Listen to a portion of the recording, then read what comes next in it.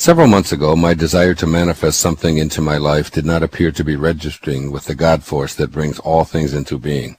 It is not that I was being impatient, for I have come to know in my heart of hearts that all things arrive in divine time, and that it is not the job of my ego to say when what I desire should show up.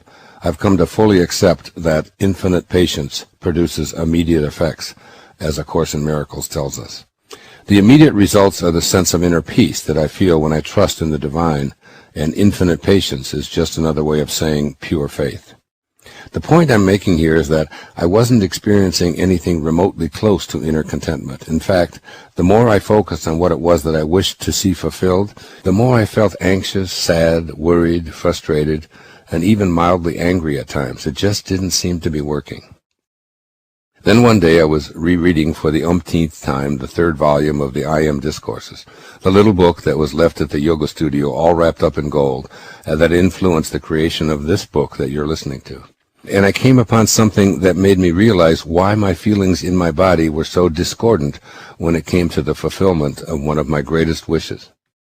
Quote, "The student should constantly look within his human self and see what habits or creations are there that need to be plucked out and disposed of. For only by refusing to any longer allow habits of judging, condemning, and criticizing to exist can he be free. The true activity of the student is only to perfect his own world, and he cannot do it as long as he sees imperfection in the world of another of God's children." Unquote.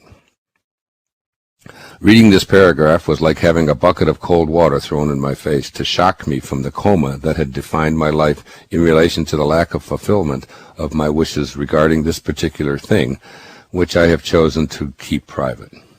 All the while I was using my imagination to have a clear picture of what I wanted, I practiced living from that mental position. I assumed the feeling of the wish fulfilled. I used my subjective attention to keep that vision alive in my inner world, and I always used the last moments of my awake time to go over and over what I wished to manifest before entering my unconscious state of sleep, where my subconscious mind was most at home. During all that time, I was also seeing imperfection in another of God's children. I lovingly criticized, not so lovingly condemned, and my judgments frequently overshadowed my spiritual visualizations and intentions. I had to learn that every single one of God's children is doing what they know how to do, and I need to be able to love them, all of them, as our source of being loves them, without judgment, without condemnation, and without criticism.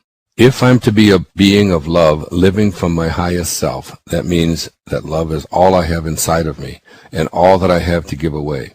If someone I love chooses to be something other than what my ego would prefer, I must send them the ingredients of my highest self, which is God, and God is love, as I have reiterated over and over throughout the pages of this book.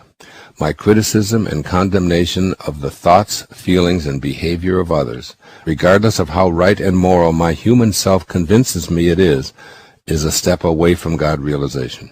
And it is God consciousness that allows for my wishes to be fulfilled as long as they are aligned with my source of being. I can come up with a long list of reasons why I should be judgmental and condemnatory toward another of God's children, and why. Damn it, I'm right. Yet, if I want to perfect my own world, and I so want to do so, then I must substitute love for these judgments, or take the consequences of not having my wishes fulfilled. I spent years studying the teachings of Pangel, and he reminded us several thousand years ago that when we are steadfast, which means that we never slip in our abstention of thoughts of harm directed toward others, then all living creatures cease to feel enmity in our presence. Now, I know that we are all human, you, me, all of us. We do occasionally slip and retreat from our highest self into judgment, criticism, and condemnation. But this is not a rationale for choosing to practice that kind of interaction. I can only tell you that when I finally got it, and I sent only love to another of God's children whom I had been judging and criticizing, I got the immediate result of inner contentment, and my wishes have definitely, assuredly been fulfilled.